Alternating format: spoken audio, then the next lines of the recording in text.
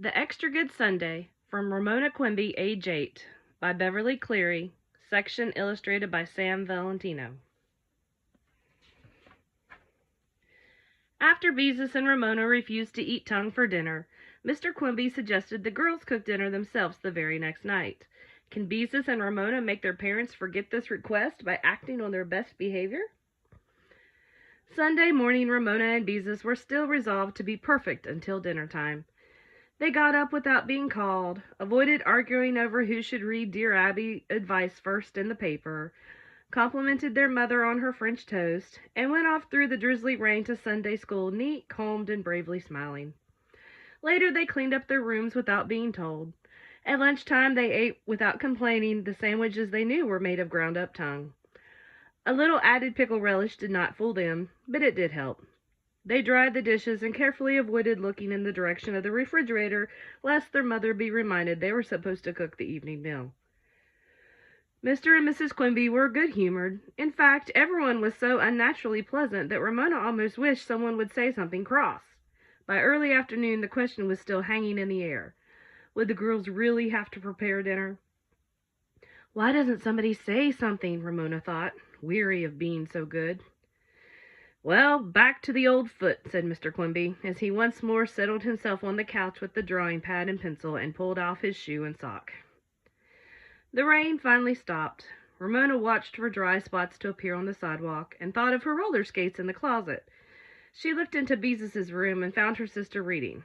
The day dragged on. When dry spots on the concrete in front of the Quimby's house widened until moisture remained only in the cracks of the sidewalk, Ramona pulled her skates out of her closet. To her father, who was holding a drawing of his foot at arm's length to study it, she said, "Well, I guess I'll go out and skate." "Aren't you forgetting something?" he asked. "What?" asked Ramona, knowing very well what. "Dinner," he said. The question that had hung in the air all day was answered. The matter was settled. "We're stuck," Ramona told Beezus. "Now we can stop being so good." The sisters went into the kitchen, shut the door, and opened the refrigerator. "A package of chicken thighs," said Beezus with a groan, "and a package of frozen peas. And yogurt. 1 carton of plain and 1 of banana. There must have been a special on yogurt." She closed the refrigerator and reached for a cookbook. "I can make place cards," said Ramona, as Beezus frantically flipped pages. "We can't eat place cards," said Beezus. "Besides, cornbread is your job because you brought it up." Both girls spoke in whispers. There was no need to let their parents, their mean old parents, know what was going on in the kitchen. In her mother's recipe file, Ramona found the card for cornbread written in Mr. Quimby's grandmother's shaky handwriting, which Ramona found difficult to read.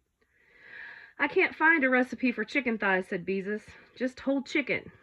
All I know is that Mother bakes thighs in the flat glass dish with some kind of sauce. I think it's mushroom soup mixed with something and with some kind of little specks stirred in." Ramona remembered that much from watching her mother. Beezus opened the cupboard of canned goods. "But there isn't any mushroom soup," she said. "What are we going to do?" "Mix up something wet," suggested Ramona. "It would serve them right if it tasted awful." "Why don't we make something awful?" said Beezus, "so they will know how we feel when we have to eat tongue." "Well, what tastes really awful?" Ramona was eager to go along with the suggestion, united with her sister against their enemy, for the moment, their parents. Beezus, always practical, changed her mind. "It wouldn't work. We'd have to eat it too, and they're so mean we'll probably have to do the dishes besides. Anyway, I guess you might say our honor is at stake, because they think we can't cook a good meal."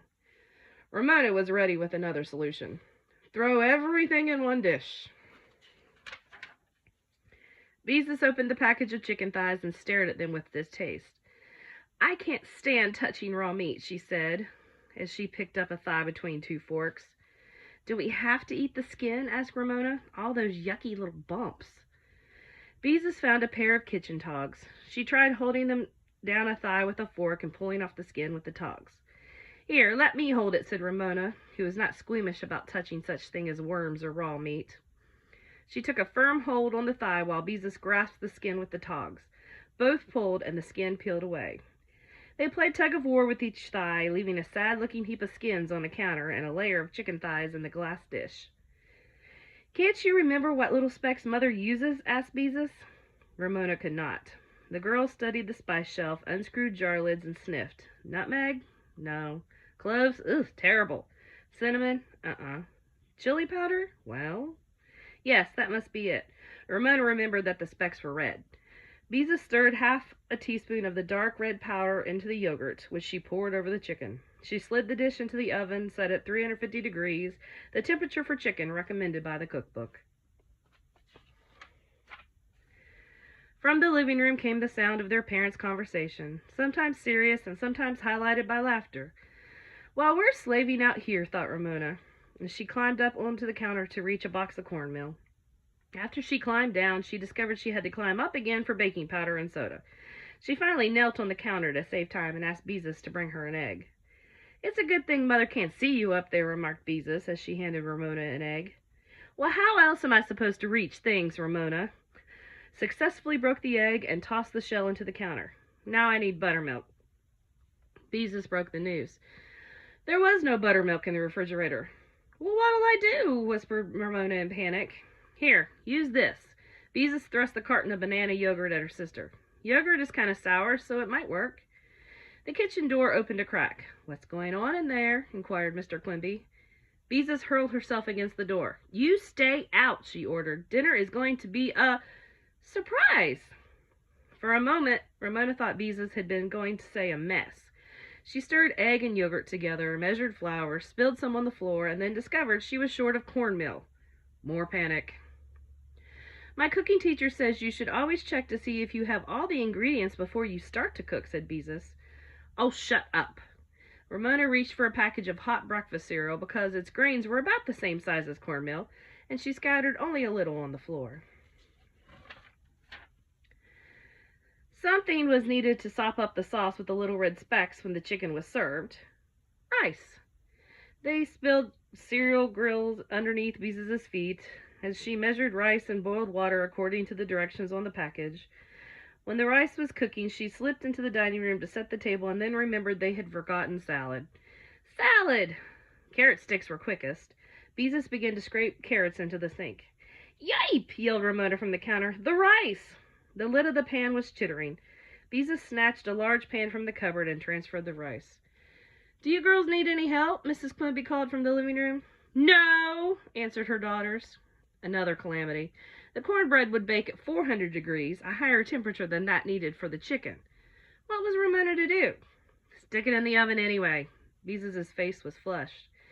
In went the cornbread beside the chicken. "Dessert," whispered Beezus. All she could find was a can of boring pear halves. Back to the cookbook. "Heat with a little butter and serve with jelly on each half," she read. Jelly. Half a jar of apricot jam would have to do. The pears and butter went into the saucepan. Never mind the syrup spilled on the floor. "Beezus!" Ramona held up the package of peas.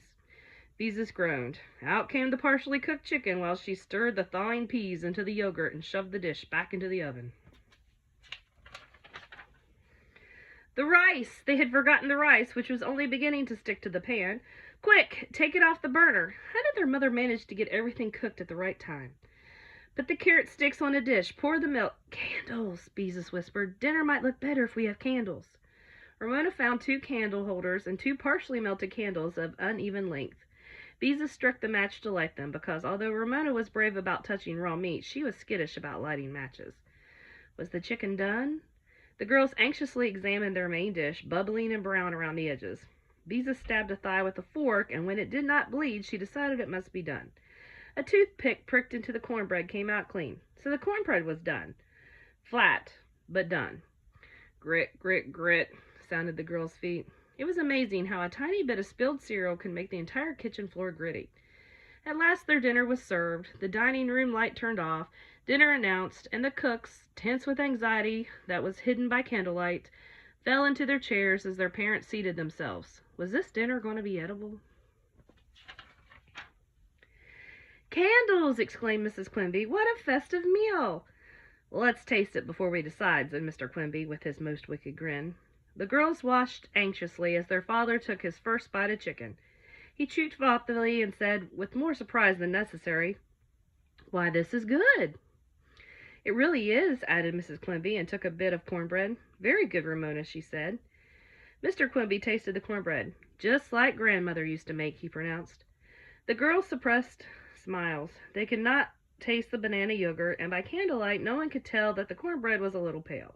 The chicken, Ramona decided, was not as good as her parents thought, or pretended to think, but she could eat it without gagging.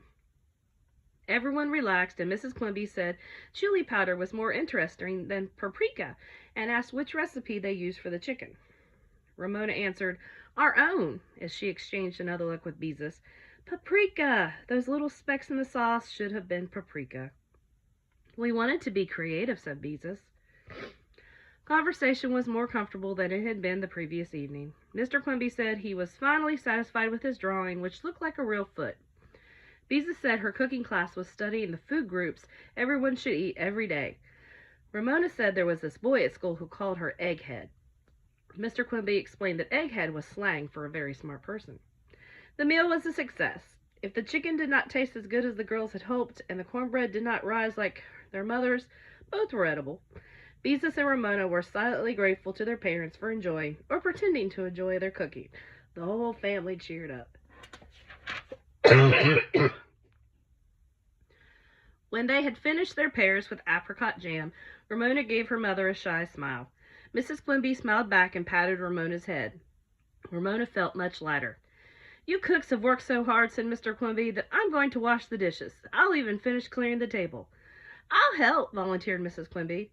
The girls exchanged another secret smile as they excused themselves and skipped off to their room before their parents discovered the pile of chicken skins and the broken eggshell on the counter, the carrot scrapings in the sink, and the cereal, flour, and pear syrup on the floor.